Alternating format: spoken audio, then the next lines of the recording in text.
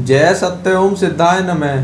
श्री सद्गुरु बोध पुस्तक के अप्रकाशित लेख में आज का विषय है मुझमें गुरु ब्रह्म भाव और स्त्री शक्ति के प्रत्यक्ष आगमन का दर्शन और श्रीमद् पूर्णिमा का अवतरण दर्शन।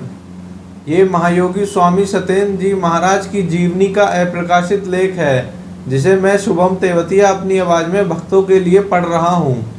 स्वामी जी लिखते हैं कि मुझमें अचानक ही 7 फरवरी 2002 गुरुवार को मन में आदेश हुआ कि सब देवी देवता को हटा दो और बस अखंड ज्योत जलाओ।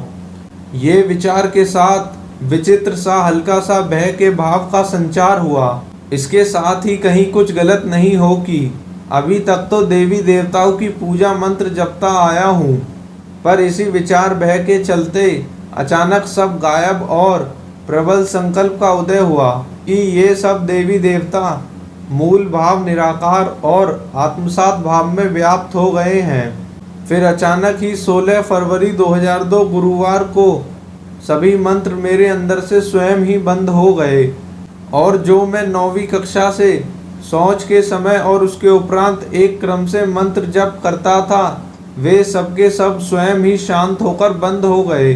केवल गुरु भाव ही शेष और शांत रहकर बन गया। तब उसके उपरांत ही मैंने आश्रम से सभी देवी देवताओं की तस्वीरें आदि हटा दी और जो हनुमान जी की और शिव परिवार आश्रम के बाहर स्थापित थे वे सब हटाकर अपने शनि मंदिर पर स्थापित करा दिए। आगे स्वामी जी लिखते हैं कि 6 मार्च 2002 बुधवार जब बुध की महादशा चल रही थी तब मैं गड़ों को पहनकर अग्नि ज्योति त्राटक ध्यान जप किया करता था।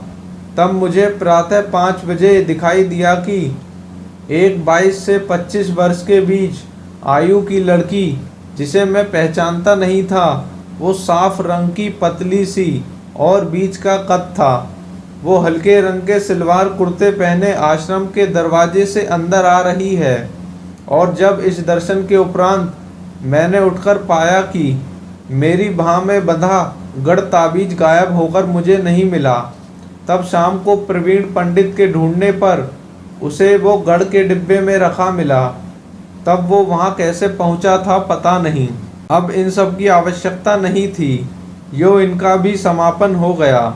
ये ही 87वीं मिशन परिवार की प्रथम भविष्य में आने वाली लड़की थी रीमा, जिसे जब ये आई तब देखकर यही लगा कि इसे मैंने अपने किसी ध्यान में देखा था और साथ ही ये भी लगा कि वो दर्शित लड़की आश्रम में स्त्री मिशन के कार्य को करने के लिए और भी रूपों में आएगी।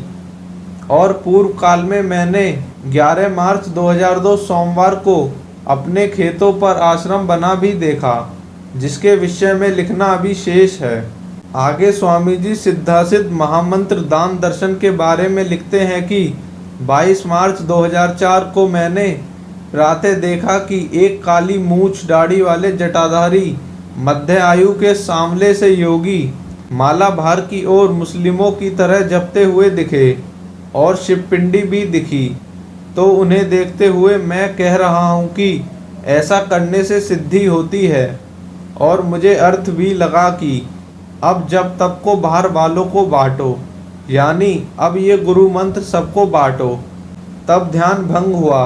तब देखा कि बाहर बारिश हो रही है और दोपहर को आश्रम में संस्कृत के श्लोक और गद्दी के पीछे बड़ा दैविक यंत्र जो मैंने बनाए थे वे पेंटर द्वारा लिखे जा रहे हैं और उसी प्रातः मुझे अनेक देवी देव के सुंदर चित्र दिखाई दिए कि वे सब इन बड़े चित्रों में समाहित होकर स्थापित हो गए हैं। आगे 4 तारीख की रात्रि से लेकर 5 अगस्त 2004 गुरुवार तक सत्य ओम सिद्धाय नमः जपा तो प्रत्यक्ष में भी पाया कि कवित्व का गुण और चित्रण बढ़ने लगा है और ध्यान में भी दर्शन हुए कि सत्येंद्र सत्य ओम सिद्धाय नमः, शनिदेव, साईं, शिव, सत्यनारायण एक परंपरा है।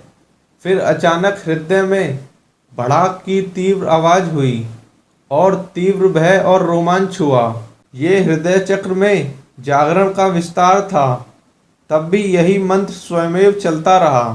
तब मैंने ये सिद्धासिद्ध महामंत्र को भक्तों में देना शुरू किया और तब से सुचारू रूप से चल रहा है। आगे स्वामी जी अपने श्रीमद् पूर्णिमा का अवतरण दर्शन के बारे में लिखते हैं कि 15 जुलाई 2004 बुधवार को पूरे दिन में अन्य भक्तों के गद्दी के समय आते रहने पर भी समय अनुसार सायंकाल तक रुक रुक कर मैंने भक्त रीमा के साथ मनपरी योगिनी के मंत्र जप के साथ सिद्धासिद्ध महामंत्र का भी यज्ञानुष्ठान किया।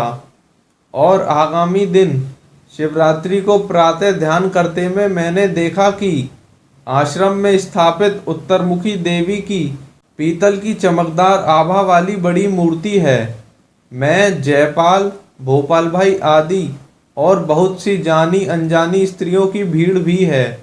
और भाई अंजय कह रहा है कि मूर्ति स्थापन को प्रशासन से आज्ञा लेनी पड़ती है। और साथ ही मैंने एक पुस्तक भी देखी जो बिल्कुल भिन्न है और जिस पर मंगल दोष में रक्त विकार आदि क्या क्या होता है वो लिखा था। तब कुछ ध्यान टूटा। तब स्वयं भी ओम नमः शिवाय की तर्ज पर सत्य ओम सिद्धाय नमः का गुंजयमान मंत्र चलने लगा। तब फिर से ध्यान में स्पष्ट आकाश दर्शन और संकल्प हुआ कि बारिश हो। तो सच में ही उस दिन बारिश होने लगी थी। ज्योति और मंदिर में सिक्का दिखा। मुझे प्रातः सिक्का भी मिला और रीमा आदि भक्त प्रत्यक्ष दिखते रहे। उन पर कृपा शक्ति का आशीर्वाद बनकर जाता रहा।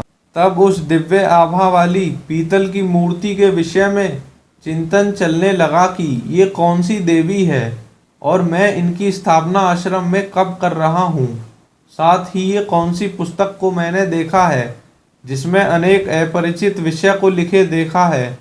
यो इसी विचार के चलते चलते धीरे धीरे इनकी छवि मेरे हृदय में भरती गई, जिसका संपूर्ण स्वरूप बहुत वर्षों के बाद जाकर सत्यई पूर्णिमा देवी के स्वरूप में प्रत्यक्ष हुआ, जो वर्तमान में भक्तों में पूज्य हुआ है। परंतु पूर्णिमा देवी, जो कि स्त्री शक्ति के संपूर्ण तत्व का चित्रण स्वरूप है, उसके लिए मैंने अनगिनत विभिन्न मंत्रों का जप और यज्ञानुष्ठान किया, जिस पर जाकर इनकी भविष्य अवतरण की नींव खड़ी है। और साथ ही वो ध्यान में देखी पुस्तक जो भविष्य में इसी स्त्री शक्ति के अवतरण के संदर्भ में सत्यास्मी धर्म ग्रंथ बनकर आई, उसकी कथा और दिव्य मंत्र क्या थे और उनके यज्ञानुष्ठान कैसे किए, ये आगामी समय में लिखूंगा। जय सत्य ओम सिद्धाय नमः।